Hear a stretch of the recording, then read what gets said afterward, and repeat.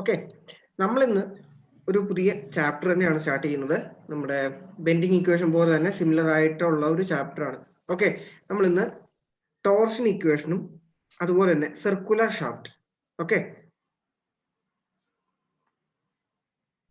Circular shaft and torsional equation. Okay, അപ്പൊ bending equation chapter നമ്മൾ നോക്കിയ സമയത്ത് അതുമായിട്ട് സിമ്പിൾ ആയിട്ടുള്ള പ്രോബ്ലങ്ങളും ഉണ്ട്. അതുപോലെ തന്നെ നമ്മൾ അതിന്റെ ഡെറിവേഷനും നല്ല വൃത്തിയായിട്ട് പഠിച്ചാലേ കാര്യം ഉണ്ടാവുള്ളൂ. അതുപോലെ തന്നെ ഒരു സർക്കുലർ ഷാഫ്റ്റിൽ ആക്ട് ചെയ്യുന്ന ഒരു ഫോഴ്സും അതുപോലെ തന്നെ ആ ഒരു ടോർഷൻ ഇക്വേഷൻ, ബെൻഡിങ് ഇക്വേഷൻ പോലെ തന്നെ നമ്മുടെ ടോർഷൻ ഇക്വേഷന്റെയും ഡെറിവേഷനാണ് നമുക്ക് ഇന്ന് നോക്കാനുള്ളത്. ഓക്കെ, അപ്പം സർക്കുലർ ഷാഫ്റ്റ് ഇതിനു മുമ്പ് കണ്ടിട്ടുണ്ടോ? അല്ലെങ്കിൽ എന്താണ് സർക്കുലർ ഷാഫ്റ്റ് എന്ന് അറിയോ ആർക്കെങ്കിലും? ഓക്കെ, ഈ വെഹിക്കിൾസിലൊക്കെ ആ ഒരു റൊട്ടേറ്റിംഗ് എഫക്റ്റ് ട്രാൻസ്ഫർ ചെയ്യാൻ വേണ്ടിയിട്ട് ആ ഒരു കറങ്ങുന്ന ആ ഒരു മെമ്പർ, അതിനെയാണ് നമ്മൾ എന്ത് പറയുന്നത്? ഷാഫ്റ്റ് എന്ന് പറയുന്നത്. ഓക്കെ, ഇപ്പൊ നമ്മൾ വണ്ടിന്റെ കടിയിൽ ഒരു സാധനം കറങ്ങുന്ന കണ്ടിട്ടുണ്ടാവും അല്ലെ? അതിനകത്ത് എപ്പോഴും എന്താണ്, അതിന്റെ ഒരു എൻഡിൽ നിന്ന് മറ്റേ എൻഡിലേക്ക് ഒരു റൊട്ടേഷൻ എഫക്റ്റ് ആണ്. അതായത് ഈ സൈഡിൽ ഒരു ടേണിംഗ് എഫക്റ്റ് കൊടുക്കുന്ന വഴി ഈ സൈഡിൽ ആ ഒരു ടേണിംഗ് എഫക്റ്റ് എത്തിക്കുന്ന അത്തരം മെമ്പേഴ്സിനാണ് നമ്മൾ എന്ത് പറയുന്നത്? ഷാഫ്റ്റ് എന്ന് പറയുന്നത്. മെയിൻലി ഇൻ വെഹിക്കിൾസിലൊക്കെ ഈ ഒരു റൊട്ടേറ്റിംഗ് എഫക്റ്റ് കിട്ടാൻ വേണ്ടി നമ്മൾ കൊടുക്കുന്ന ആ ഒരു മെമ്പറാണ്.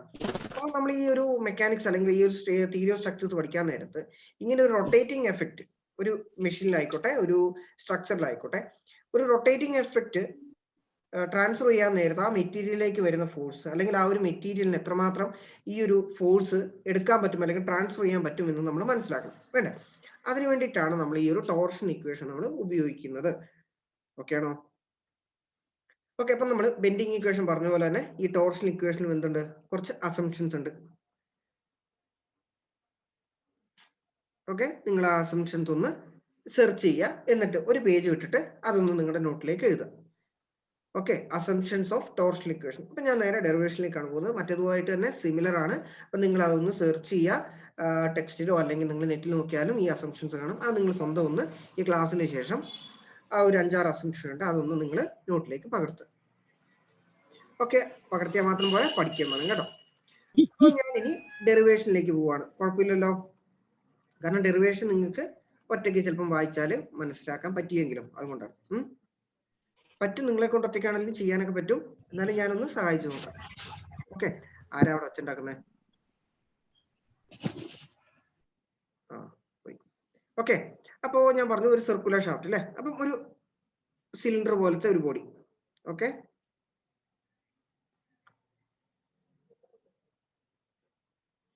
ഈ ഒരു സിലിണ്ടർ ആണ്. ഈ ഒരു സിലിണ്ടറിന്റെ റേഡിയസ് R ആണ് എന്ന് വിചാരിക്കുക.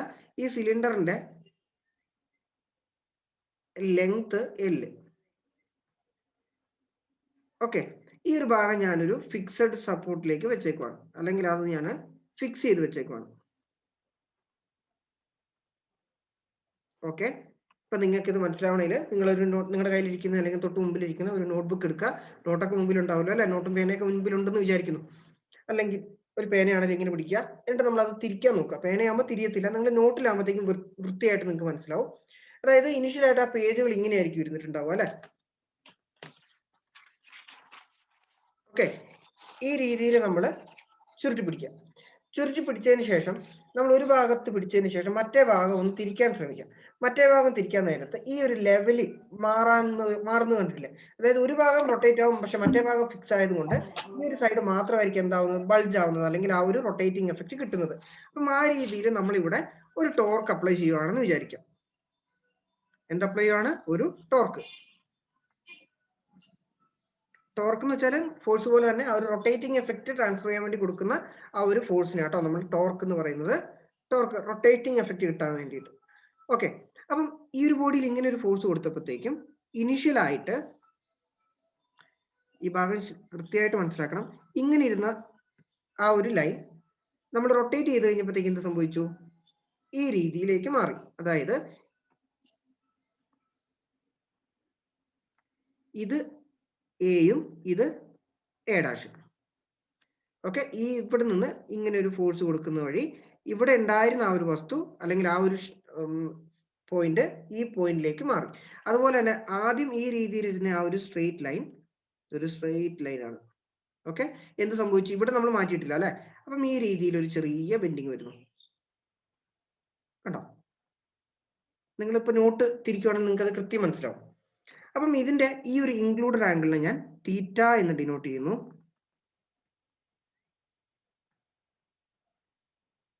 ഓക്കെ, ഈ ആംഗിള് ഞാൻ ഫൈ എന്ന് ഡിനോട്ട് ചെയ്യുന്നു. പ്രശ്നമുണ്ടോ? ഫൈ. Okay, phi. മനസ്സിലായല്ലോ? അപ്പൊ ഈ ഒരു ആർക്ക് കണ്ടില്ലേ ഇവിടെ കാണുന്ന ഈ ഒരു ആർക്ക് എ ഡാഷ്, എല്ലാരും കണ്ടോ? എ ഡാഷ് എന്ന് പറയുന്ന ഒരു ആർക്ക്, അതൊരു സർക്കിളിന്റെ പാർട്ടല്ലേ? നിങ്ങൾ മിണ്ടാണ്ടിരിക്കല്ലേ? അതൊരു സർക്കിളിന്റെ പാർട്ടായിരിക്കും അല്ലെ? ഒരു സർക്കിളിന്റെ പാർട്ടായ എ ഡാഷ്, അത് സെൻറ്ററുമായിട്ട് ഉണ്ടാക്കുന്ന ഡിസ്റ്റൻസ് എന്ന് പറയുന്നത് ആറും അതിന്റെ ഇൻക്ലൂഡഡ് ആംഗിൾ തീറ്റയും അല്ലെ? അങ്ങനെയാണെങ്കിൽ എ ഡാഷ് നമുക്കൊരു ഇക്വേഷൻ എഴുതാൻ പറ്റുമല്ലോ. A dash will be equal to എത്രയായിരിക്കും? Theta equal to arc by radius ആയിരുന്നു. അപ്പൊ നമുക്ക് ആർ ഇൻറ്റു തീറ്റ എന്ന് എഴുതാം. ഓക്കെ, ഇൻക്ലൂഡഡ് ആംഗിൾ എന്ന് പറയുന്നത് ആർക്ക് ബൈ റേഡിയസ് എന്ന് പറയുന്ന ഇക്വേഷനിൽ നിന്നാണ് നമ്മൾ ഇത് എടുത്തേക്കുന്നത് കേട്ടോ. അപ്പം A dash will be equal to R theta. ഈ ആർ ഇങ്ങോട്ട് പോകും. ഇതേപോലെ തന്നെ നമ്മൾ ഈ ഒരു ഭാഗം നോക്കിക്കേ, ഇതും ഒരു സർക്കിളിന്റെ പാർട്ട് പോലെ എ ഡാഷ്. ഇവിടെ ഇൻക്ലൂഡഡ് ആംഗിൾ ആയിട്ട് വരുന്നത് ഫൈ ആണ്. ഇവിടെ വരെയുള്ള ലെങ്ത് എത്രയായിരിക്കും? അല്ലെങ്കിൽ അവിടുത്തെ ആ ഒരു റേഡിയസ് എന്ന് പറയുന്നത് എൽ. ഈ ഭാഗം മനസ്സിലായോ? അതിന്റെ ഇൻക്ലൂഡഡ് ആംഗിൾ എന്ന് പറയുന്നത് ഫൈയും ഇതിന്റെ ഈ ഒരു ലെങ്ത് എന്ന് പറയുന്നത് എല്ലും. ഓക്കെ ആണോ? ഓക്കെ പറ. ഓക്കെ ആണെങ്കിൽ, മനസ്സിലായിട്ടില്ലേ നിങ്ങൾക്ക് ചോദിക്കാം. ഓക്കെ അല്ലേ? അപ്പൊ നമുക്ക് എന്ത് എഴുതാൻ പറ്റും? ഈ A dash will be equal to L into five. അപ്പൊ ജസ്റ്റ് ഒന്ന് നോക്കിക്കേ, ഈ ഒരു വസ്തുവിൽ ഇങ്ങനെ ഒരു റൊട്ടേറ്റിംഗ് എഫക്ട് കൊടുത്തു കഴിയുമ്പോഴത്തേക്കും ഇതിനൊരു ചെറിയ ഡീഫോർമേഷൻ വരുവാണ്. അറ്റ് ആൻ ആംഗിൾ ഫൈ ഒരു ഡീഫോർമേഷൻ വരുവാണ്. ഈ ഒരു ഫൈനെയാണ് നമ്മൾ എന്ത് പറഞ്ഞത്? ഈ ഒരു ഡീഫോർമേഷന്, ഈ ഒരു ഫൈക്ക് മറ്റൊരു പേരും കൂടെ എന്താണെന്ന് അറിയോ? പറഞ്ഞേ, എന്തായിരിക്കും ആ ഒരു ഡീഫോർമേഷൻ വരുന്നത്? ഓക്കെ, നമ്മൾ ഷിയർ സ്ട്രെയിൻ പഠിച്ചിട്ടുണ്ടാവും. അതായത് ഒരു ബോഡിയിൽ എന്താണ് നമ്മളൊരു ഫോഴ്സ് അപ്ലൈ ചെയ്യുമ്പോഴത്തേക്കും അതിനെ ഒരു ആംഗുലർ ഡിഫോർമേഷൻ വരുവാണെന്ന് വിചാരിക്കുക. അപ്പം അതിനകത്ത് വരുന്ന എത്രയാണോ ആ ഒരു angular deformation, that will be equal to the shear strain. അപ്പൊ നമ്മൾ ജസ്റ്റ് ഇതിനകത്ത് phi will be equal to എന്താണ്? Shear strain. എത്രയാണോ ആ ഒരു ആംഗുലർ ഡിഫോർമേഷൻ ഉണ്ടായത്. മറ്റേ നമ്മളിപ്പം ഒരു ലീനിയർ മോഷനിലാണെങ്കിലാണ് നമ്മൾ ഡെൽറ്റ എൽ ബൈ എൽ. പക്ഷെ നമ്മൾ ഒരു ഷിയർ മോഡുലസിന്റെ സമയത്ത് ഞാൻ പറഞ്ഞിരുന്നു, എത്രയാണോ ഒരു ആംഗുലർ ഡിഫോർമേഷൻ, നമ്മൾ ഈ ഒരു വസ്തുവില് ഒരു ഫോഴ്സ് അപ്ലൈ ചെയ്ത് കഴിയുമ്പോഴത്തേക്കും അത് ഈ രീതിയിൽ ബെൻഡ് ആവുകയാണെങ്കിൽ ഇവിടെ ഈ സബ്സ്റ്റന്റ് ചെയ്ത് ഈ ആംഗിളിനെയാണ് നമ്മൾ ഫൈ എന്ന് പറഞ്ഞത്, ഷിയർ സ്ട്രെയിൻ ആയിട്ട് അല്ലെ? അപ്പം ഈ ഒരു സ്ട്രെയിൻ തന്നെയാണ് ഇവിടെയും വന്നേക്കുന്നത്. എത്രയാണോ ആ ഒരു ആംഗുലർ ഡിഫോർമേഷൻ വന്നത് അത് അതിനകത്ത് സ്ട്രെയിൻ ആയിട്ട് വരുന്നു. അങ്ങനെയാണെങ്കിൽ phi will be equal to the shear strain. Okay അല്ലേ? അപ്പൊ നമുക്ക് ഇവിടെ നിന്ന് ആദ്യം എ ഡാഷ് എന്ന് പറയുന്ന ഇക്വേഷൻ എഴുതുക. എ ഡാഷ് എന്ന് പറയുന്നത് എന്താണ്? L into five. L into five is equal to എന്തും കൂടെ കിട്ടി? R into theta. ഈ രണ്ട് ഇക്വേഷൻ കൂടെ ഞാൻ ഇക്വേറ്റ് ചെയ്തു. A dash will be equal to L into five is equal to R theta. അതിൽ നിന്ന് നമുക്ക് ഫൈവ് എന്ത് എഴുതാം? R theta divided by L. Okay ആണോ? ഇതുവരെ മനസ്സിലായോ? Five is equal to R theta divided by L. മനസ്സിലായോ? എഴുതിയെടുക്കുവാണോ എല്ലാവരും? സമയം വേണോ? ഓക്കെ, അപ്പം ഈ ഒരു ഇക്വേഷൻ മനസ്സിലായല്ലോ? ഓക്കെ, അങ്ങനെയാണെങ്കിൽ നമുക്ക് shear stress by shear strain നമ്മൾ എന്താ പറഞ്ഞത്? Shear stress by shear strain. എല്ലാവരും തിരക്ക് പിടിച്ച് നോട്ട് എഴുതാണ്ട് ഇതിന്റെ കൂടെ പറയാനും കൂടെ ഒന്ന് ശ്രമിച്ചേ. നിങ്ങൾക്ക് ഇത് കഴിഞ്ഞ് റെക്കോർഡ് ക്ലാസ് എടുക്കുമ്പോൾ നിങ്ങൾക്ക് നോട്ട് എഴുതാം, പ്രശ്നമില്ല. ബൾക്ക് മോഡുലസ് ആണോ? അത് volume stress by volume strain അല്ലേ? Shear stress by shear strain എന്തായിരുന്നു ജസ്ലിൻ? ഓർമ്മയില്ല? Rigidity modulus. Okay, good. നമ്മൾ ഡിനോട്ട് ചെയ്തത് ജി വെച്ച് അല്ലേ? G എന്ന് പറയുന്നത് rigidity modulus.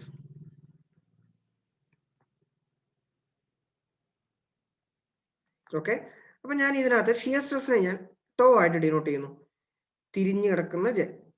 Okay, by 5 is equal to എന്താണ്? G എന്ന് എഴുതാലോ. ഓക്കെ, ടോ ബൈ, ഈ ടോ എന്ന് ഉദ്ദേശിക്കുന്നത് ഷിയർ സ്ട്രെസ് ആട്ടോ.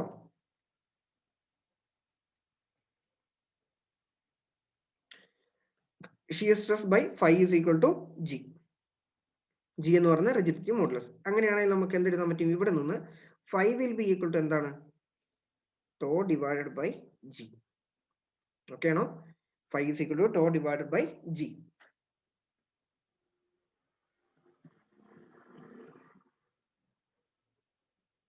ഓക്കെ, ചെറിയ മാറ്റം, തെറ്റൊന്നുമല്ല, ജസ്റ്റ് നമുക്ക് ഇതിൽ നിന്ന് ടോ എന്തായിരിക്കും? ടോ എന്ന് പറയുന്നത് G ഇൻറ്റു 5 ആണോ? Shear stress will be equal to G into 5. Okay, ഇനി ഈ 5ക്ക് നമ്മൾ എന്ത് കൊടുക്കുന്നു? ഈ ഒരു വാല്യൂ ഇട്ട് കൊടുക്കുന്നു. That is tau is equal to G into R theta divided by L. ഇതുവരെ മനസ്സിലായോ എല്ലാവർക്കും? Tau is equal to G into R theta divided by L. Shear stress is equal to modulus of rigidity into ആ ഒരു ഷാഫ്റ്റിന്റെ radius into theta divided by L. Okay, ഇതുവരെ എല്ലാവർക്കും മനസ്സിലായി എന്ന് വിചാരിക്കുന്നു. അപ്പോൾ നമ്മൾ ഈ ഒരു ഇക്വേഷനെ ഒന്ന് റീഅറേഞ്ച് ചെയ്യുന്നുണ്ട്. ഞാനിപ്പോൾ എഴുതിയേക്കുന്ന ഇക്വേഷൻ എന്ന് പറയുന്നത് tau is equal to G into R theta divided by L. അവിടെ നിന്ന് നമ്മൾ tau by R is equal to എന്ത് കിട്ടി? G theta divided by L. ഇതാണ് നമ്മൾ ആ ഇക്വേഷന്റെ ഫസ്റ്റ് പാർട്ട്. നമ്മൾ പകുതി കഴിഞ്ഞു. ടോർഷണൽ ഇക്വേഷന്റെ ഡെറിവേഷന്റെ ഫസ്റ്റ് പാർട്ട് കഴിഞ്ഞു. Tau by R is equal to G theta divided by L. Okay, ready ആണോ? എല്ലാവർക്കും ഓക്കെ ആണെങ്കിൽ ഒന്ന് പറയാം, അങ്ങനെയാണ് നമുക്ക് കണ്ടിന്യൂ ചെയ്യാം. ഓക്കെ അല്ലേ?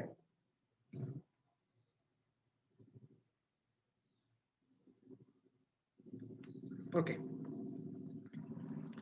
അപ്പൊ ഇനി നമ്മൾ പഴയതുപോലെ തന്നെ ഇതാണ് ആ ഒരു സർക്കുലർ ഭാഗം അല്ലെ, ഇങ്ങനെ ബാക്കോട്ട് ആയിരുന്നു ഉണ്ടായിരുന്നത്. അപ്പം ഈ ഒരു സെന്ററിൽ നിന്ന് ഞാനൊരു ചെറിയ സ്ട്രിപ്പ് എടുക്കുന്നു.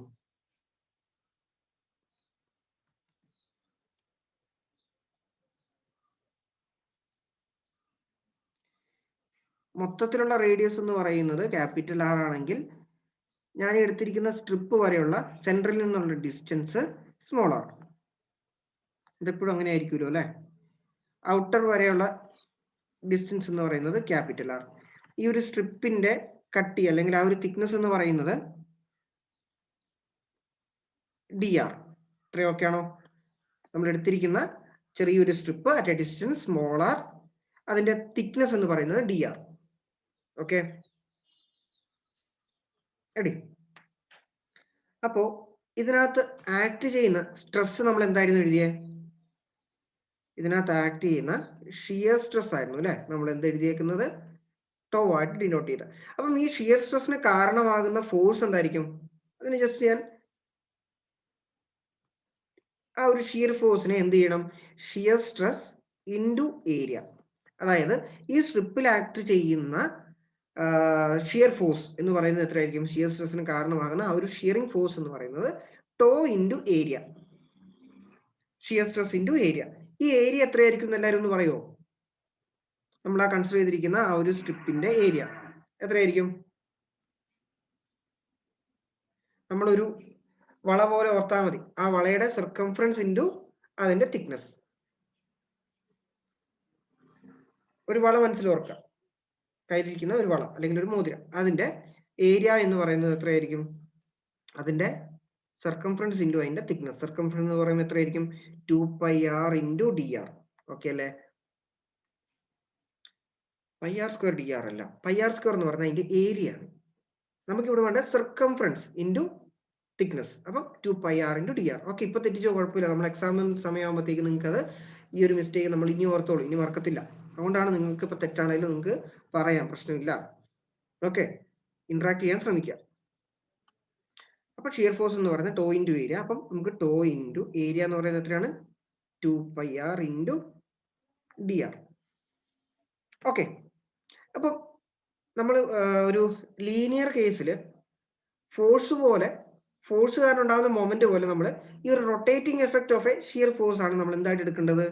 ടോർക്ക് ആയിട്ട് എടുക്കേണ്ടത്. ഈ ഒരു ഷിയർ ഫോഴ്സ് കാരണം ഉണ്ടാകുന്ന ടോർക്ക്. ഓക്കെ ആണോ? മൊമെന്റിന് ഈക്വലന്റ് ആയിട്ട്. അപ്പൊ നമ്മൾ എന്ത് ചെയ്യണം? ഈ ഒരു ഫോഴ്സ് ഇൻറ്റു അത് ആക്ട് ചെയ്യുന്ന എത്ര ദൂരെയാണോ ആ സെന്ററിൽ നിന്നുള്ള ആ ഡിസ്റ്റൻസ് കൊണ്ട് മൾട്ടിപ്ലൈ ചെയ്യണം. അപ്പൊ നമുക്ക് കിട്ടിയേക്കുന്ന ഷിയർ ഫോഴ്സ് ഇൻറ്റു ആർ ചെയ്യണം. അപ്പൊ എത്ര കിട്ടി?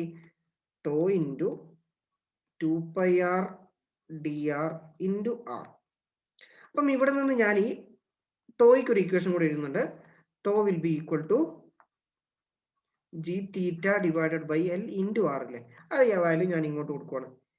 g theta divided by L into 2π ER. ER എന്ന് പറയുമ്പോഴത്തേക്കും ഈ ഒരു കേസിൽ ഇവിടം വരെ ഉണ്ടാവുന്ന ലെങ്ത് ആണ് എടുക്കേണ്ടത്. അത് ഞാൻ കാണിച്ചു തരാം. അതായത് ഇത് മാക്സിമം ആവുന്ന കേസിലാണ് നമ്മളിവിടെ R എന്ന് എഴുതുന്നത്. ജസ്റ്റ് ഇത്രയേ ഉള്ളൂ. Tau is directly proportional to R എന്ന് പറയും. അതായത് ടോ മാക്സിമം ആവുന്നത് ആറിന്റെ വാല്യൂ മാക്സിമം ആകുമ്പോഴായിരിക്കും, ക്യാപിറ്റൽ ആർ ആകുമ്പോഴാണ്. ഇനിയിപ്പം അറ്റ് എ ഡിസ്റ്റൻസ് ആറിലെ ഷിയർ സ്ട്രെസ് എന്ന് പറയുന്നത് വിൽ ബി പ്രൊപ്പോർഷണൽ ടു കുഞ്ഞാറാണ്, സ്മോൾ ആർ. അപ്പൊ നമുക്ക് ഈ ഒരു സ്ട്രിപ്പിൽ ആക്ട് ചെയ്യുന്ന ഷിയർ സ്ട്രെസ് എന്ന് പറയുമ്പോൾ നമ്മൾ അവിടെ കൊടുക്കേണ്ടത് ആ സ്ട്രിപ്പ് വരെയുള്ള റേഡിയസ് ആണ്. ഓക്കെ ആണോ? ആ സ്ട്രിപ്പ് വരെയുള്ള റേഡിയസ്. കാരണം നമുക്ക് ഇവിടെ നിന്ന് പുറത്തേക്ക് പോകുന്തോറും ഷിയർ സ്ട്രെസ് കൂടുവാണ്. അത് മാക്സിമം ആവുന്നതാണ് ഇവിടെ എഴുതിയേക്കുന്ന ഈ ടോ. ഓക്കെ, ഏറ്റവും കൂടെ എല്ലാവരും ടോ വെക്കുന്നുണ്ടോ? ഏറ്റവും എൻഡ് വരെ ഉണ്ടാവുന്ന മാക്സിമം ആയിരിക്കും. അപ്പം ഈ ഒരു tau at a radius R എന്ന് പറയുമ്പോൾ g theta divided by L into R എടുക്കണം. അപ്പൊ നമുക്ക് ഇവിടെ എന്ത് എഴുതണം? Tau is equal to g theta divided by L into R. അപ്പൊ ജസ്റ്റ് നമ്മൾ g theta divided by L into R into 2πr dr into R. ഇത്രയായിരിക്കും നമുക്ക് വന്നേക്കുന്നത്. അപ്പൊ ഇവിടെ ആറുണ്ട്, മൂന്നാറുണ്ട് അല്ലെ? അപ്പൊ എത്ര വരും? Tau into g theta divided by L into 2π into R cube dr into R cube dr. Okay ആണോ? ഓക്കെ ആണോ? നിങ്ങൾക്ക് ഡൗട്ട് വന്നിട്ടുണ്ടെങ്കിൽ നിങ്ങൾ വേഗം അൺമ്യൂട്ട് ചെയ്ത് ചോദിച്ചേ. പ്രശ്നമൊന്നും വിചാരിക്കണ്ട, ക്ലിയർ ചെയ്യാം.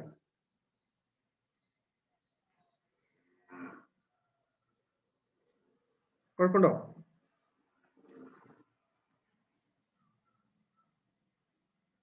സ്മോൾ ആർ ആയത് എങ്ങനെയാണെന്നല്ലേ ഞാൻ പറഞ്ഞേക്കുന്നത്.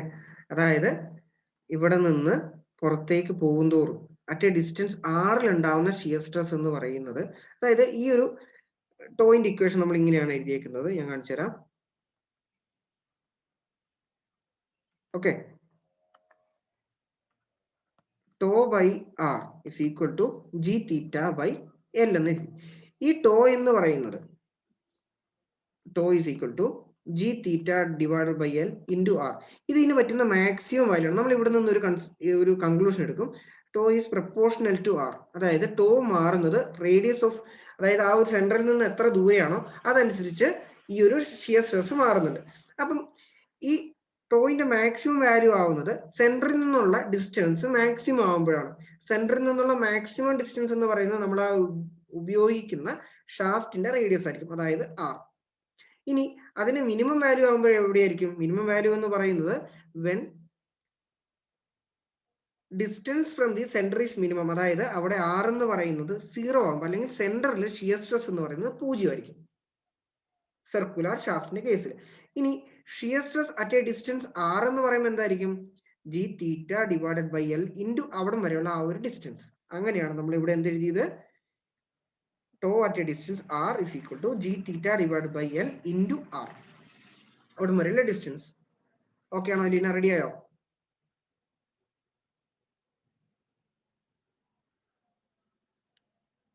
ഓക്കെ, വേറെ ആർക്കെങ്കിലും?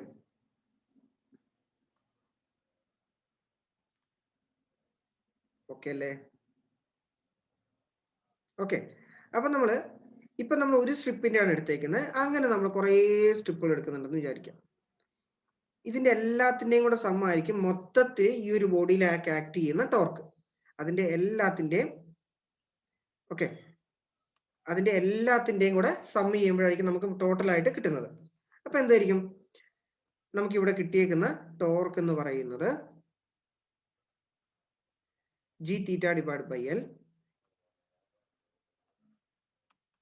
into 2 pi into R cube dr from the limit 0 to capital R. ആ ഒരു സെന്ററിൽ നിന്നുള്ള ഡിസ്റ്റൻസ് 0 മുതൽ 6 വരെയുള്ള എല്ലാ സ്ട്രിപ്പിന്റെയും കൂടെ ഇന്റഗ്രേറ്റ് ചെയ്യുമ്പോഴായിരിക്കും നമുക്ക് കിട്ടുന്നത്. ഓക്കെ, അപ്പം സിമ്പിൾ ആയിട്ട് ഇതിനകത്ത് ഒറ്റ ഇന്റഗ്രേഷൻ ഉള്ളൂ. വിത്ത് റെസ്പെക്ട് ടു dr എന്ന് പറയുമ്പോഴത്തേക്കും ഇവിടെ R ക്യൂബ് അല്ലേ, അപ്പൊ ജസ്റ്റ് ഈ ഒരു ഇത് മാത്രം നിങ്ങളൊന്ന് ഓർത്താൽ മതി. ഇന്റഗ്രൽ R ക്യൂബ് dr എന്ന് പറയുന്നത് R raised to 4 divided by 4 എന്നാണ്. R raised to 4 divided by 4. Equation ഇങ്ങനെയാണ്. Integral R raised to n dr എന്ന് പറയുന്നത് will be equal to R raised to n plus 1 divided by n plus 1. ഇനി integration ഒക്കെയാണ് എന്നൊന്നും ഓർത്തിട്ട് നിങ്ങൾ പഠിക്കാണ്ടിരിക്കേണ്ട ആവശ്യമില്ല. ഈ ഒരു ടേം മാത്രമേ ഉള്ളൂ. Okay, integral R raised to n plus 1 divided by n plus 1. അപ്പം അതും ഓർക്കാത്ത ആൾക്കാർ ഒന്ന് നോട്ട് ചെയ്യുക. സിമ്പിൾ ആയിട്ട് നമുക്ക് ചെയ്യാൻ പറ്റും. വേറെ ഇന്റഗ്രേഷൻ ഒന്നും ഇല്ല, ഇത്രയേ ഉള്ളൂ ഇതിനകത്ത്. സാറ് മൊത്തം ഇന്റഗ്രേഷനും ഡെറിവേഷനും ഒക്കെ പഠിപ്പിക്കുന്നത് ഞങ്ങൾക്കൊന്നും മനസ്സിലാവുന്നില്ല എന്നൊന്നും പറഞ്ഞിട്ട് നിൽക്കരുത്. നിങ്ങൾ ഈ ഒരു ഇക്വേഷൻ മാത്രം ഒന്ന് ഓർത്താൽ മതി, വേറെ പ്രശ്നങ്ങളൊന്നുമില്ല. അപ്പൊ നമ്മൾ ഇതിനെ മാറ്റുമ്പോഴത്തേക്ക് എന്ത് സംഭവിക്കും? G theta divided by L into 2 pi. അപ്പം ഇവിടെ R raised to 4 divided by 4 വരണം അല്ലെ. അപ്പോ നമുക്ക് അവിടെ വരിക R raised to 4 divided by 4. ഇനി ആ ലിമിറ്റ്സ് ഒന്ന് ഇട്ട് കൊടുക്കണം. 0 മുതൽ 6 വരെ ഇൻറ്റു dr. 0 മുതൽ 6 വരെ ജസ്റ്റ് ഇങ്ങനെ ഇട്ട് കൊടുക്കുക. ഇനി നമ്മൾ ഇത് എങ്ങനെ തുറക്കുന്നതെന്ന് വെച്ചാൽ G theta divided by L into 2 pi. ആദ്യം നമ്മൾ അപ്പർ ലിമിറ്റ് ഇട്ട് കൊടുക്കണം. അപ്പൊ എത്ര വരും? R raised to 4 divided by 4. അതിന് ശേഷം നമ്മൾ എന്ത് ചെയ്യണം? ലോവർ ലിമിറ്റ് ഇട്ട് കൊടുക്കണം. Minus G theta divided by L അല്ലെ, ഇങ്ങനെ എഴുതണമെന്നില്ല.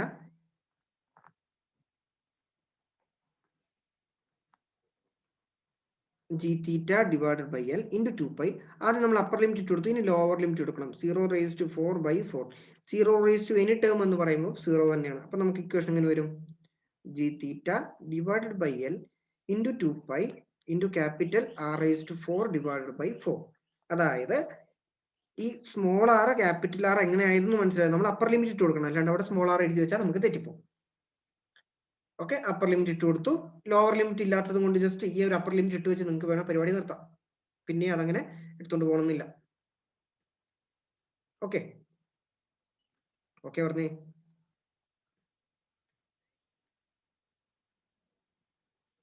ഓക്കെ ആണോ? ഓക്കെ, ഇത് മനസ്സിലാക്കണം കേട്ടോ. ഓക്കെ, അപ്പൊ നമ്മള് ഇനി ഞാനിവിടെ G theta divided by L into 2 pi. R raised to 4 ഞാൻ D raised to 4 ആക്കുന്നു. അപ്പൊ നമുക്കറിയാം D എന്ന് പറയുന്നത് D is equal to R by 2 ആണെന്ന് നമുക്കറിയാലോ അല്ലെ. അപ്പൊ D raised to 4 എന്ന് പറയുന്നത് R raised to 4 divided by 2 raised to 4 അല്ലേ.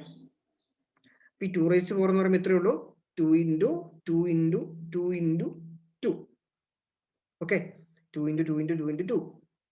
അപ്പൊ നമുക്ക് 2 4 2 2 4 4 2 8 8 2 16. ഓക്കെ, അപ്പൊ നമുക്ക് ഈ ഒരു വാല്യൂനെ ഒന്ന് മാറ്റാം.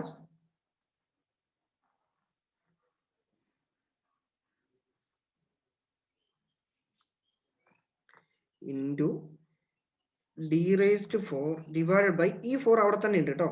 ഇൻറ്റു 4, അതാണ് ആ കാണുന്ന 4. ഇൻറ്റു നമ്മൾ R raised to 4 divided by 2 raised to 4 ഇല്ലേ. അപ്പൊ നമുക്ക് എന്ത് വരും? ഇൻറ്റു 2 raised to 4 കൂടെ വരണം. ഓക്കെ ആണോ?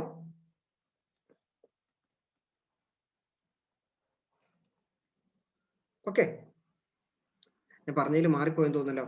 D എന്ന് പറയുന്നത് 2R ആണ്. R ആണ് എന്ത്? D by 2. ഓക്കെ, എല്ലാരും ഓക്കെ ഒക്കെ പറഞ്ഞു തോന്നുന്നു അല്ലെ. കൊള്ളാം, നല്ല പിള്ളേർ. അപ്പൊ നമുക്കിവിടെ ഉണ്ടായിരുന്നത് r⁴ അല്ലേ? r⁴ ആണ് എത്ര വരും? d⁴ divided by 2⁴. ഞാൻ എന്ത് പറഞ്ഞു അതിനെ സപ്പോർട്ട് ചെയ്തേക്കും അല്ലെ?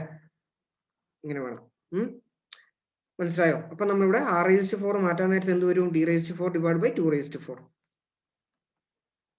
ഓക്കെ, ചെറിയൊരു ഡൗട്ട് ഒക്കെ തോന്നിക്കാണും. പിന്നെ എന്നിലുള്ള വിശ്വാസം കാരണം ചോദിച്ചിട്ടുണ്ടാവില്ല അല്ലെ? ഓക്കെ ആണോ? ഇങ്ങനെ വരൂലേ? നമ്മൾ ഇവിടുന്ന് ചെറിയൊരു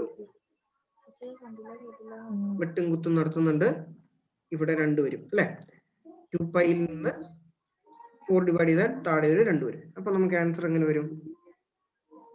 g⁵ divided by l into pi d⁴ divided by 16 ആണ് ഈ കാണുന്നത് അല്ലെ? ഇത് 16 ഇൻറ്റു 2 എന്ന് പറയുമ്പോഴത്തേക്കും 32. ആരവിടെ വേണം വെക്കുന്നത്? നവീന വിനോദ് ടി വി ഒക്കെ കണ്ടോണ്ടാന്ന് തോന്നുന്നു ക്ലാസ് കേൾക്കുന്നത്. അയ്യോ,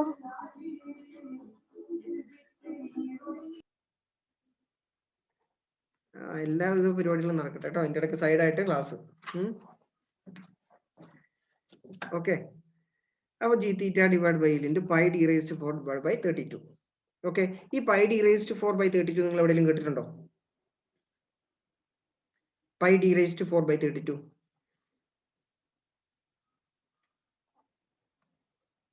എവിടെയാ? പോളാർ മോഡുലസ് അല്ലെ? Polar moment of inertia of a circular section. J കൊണ്ട് ഡിനോട്ട് ചെയ്തു. അതായത് IZZ for a circular section. അപ്പൊ ഞാൻ ഇതിനെ ജെ എന്ന് ഡിനോട്ട് ചെയ്ത് ജെ ആട്ടോ. ടോയും ജെയും കൂടെ വരുമ്പോഴത്തേക്കും IZZ. Okay, good. അപ്പൊ നമുക്ക് ഇതിനെ എന്ത് എഴുതാൻ പറ്റും? g⁵ divided by l into J. J ആണ് കേട്ടോ നമ്മള് പൈ d⁴ ബൈ 32 IZZ എന്നല്ല ജെ എന്ന് ഡിനോട്ട് ചെയ്യാം. കാരണം അത് പോളാർ ആയതുകൊണ്ട് ഒരു റൊട്ടേറ്റിംഗ് എഫക്റ്റ് വരുന്നതുകൊണ്ട് നമ്മൾ ജെ ആയിട്ട് വേണം ഡിനോട്ട് ചെയ്യാൻ. ഓക്കെ, അപ്പൊ നമ്മൾ ഈ കിട്ടിയേക്കുന്നത് എന്താണ്? ഇപ്പൊ നമ്മൾ ഈ കണ്ടുപിടിച്ചേക്കുന്നത് എന്താന്ന് വേഗം പറഞ്ഞേ. g⁵ divide by l into J എന്ന് പറയുന്നത് എന്താണ്? എല്ലാം കണ്ടുപിടിച്ച അവസാനം എന്താ കണ്ടുപിടിച്ചതെന്ന് ചോദിക്കുന്നു അല്ലെ?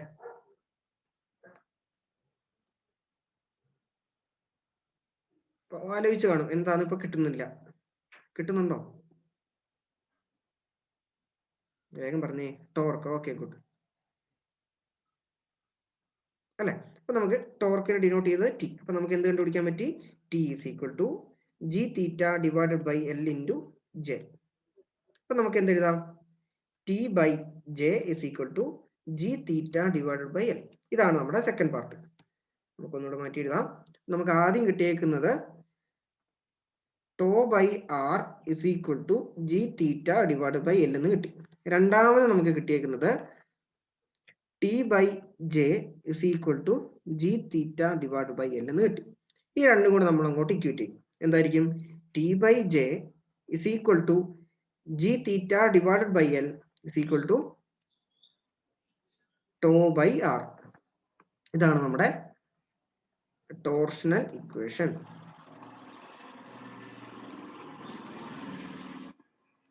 Okay, very very important.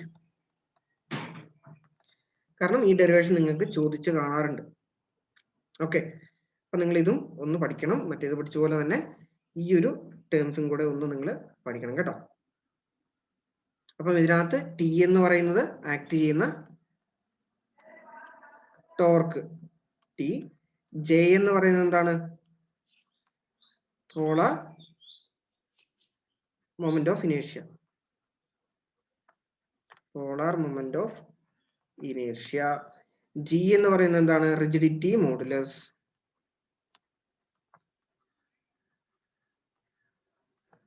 തീറ്റ എന്ന് പറയുന്നത് എന്താണ്? Angle of twist.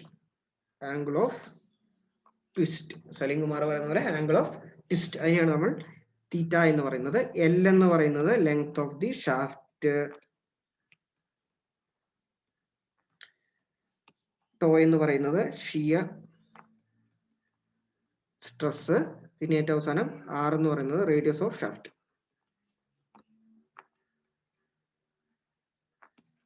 ഓക്കെ, അപ്പൊ നമുക്ക് ഒരു ഗിവൺ ഡിസ്റ്റൻസ്, ഒരു സെന്ററിൽ നിന്ന് ഒരു 2 സെന്റിമീറ്റർ അകലെയുള്ള ഷിയർ സ്ട്രെസ് കണ്ടുപിടിക്കാനാണ് നമ്മൾ എന്ത് കൊടുക്കണം?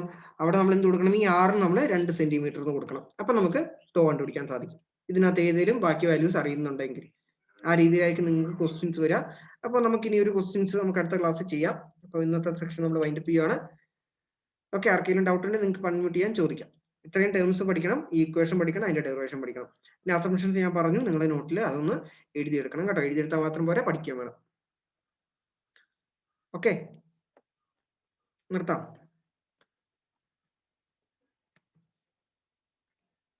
ഓക്കെ, അപ്പം 45 പേരുണ്ടായിരുന്നു. ഓക്കെ, ആവശ്യമുള്ളവർ പഠിക്കട്ടെ. എന്തായാലും നിങ്ങൾക്ക് എക്സാം ഉണ്ടാവാൻ തന്നെയാണ് ചാൻസ് അല്ലേ?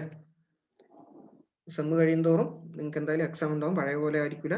പിന്നെ അവസാനം എൻ്റെ അടുത്ത് വന്ന് ചോദിച്ചേക്കരുത്. നിങ്ങൾക്ക് ആവശ്യത്തിന് ക്ലാസ്സും കാര്യങ്ങളൊക്കെ എടുക്കുന്നുണ്ട്, പോർഷനും എടുത്തിട്ടുണ്ട്. ഓക്കെ, എന്തായാലും പരീക്ഷ നടക്കട്ടെ എന്ന് തന്നെയാണ് എൻ്റെ ഇത് തന്നെ. കാരണം നിങ്ങൾ പഠിച്ചിട്ടുണ്ടെങ്കിൽ അതിനൊരു വില നിങ്ങൾക്ക് വേണമല്ലോ.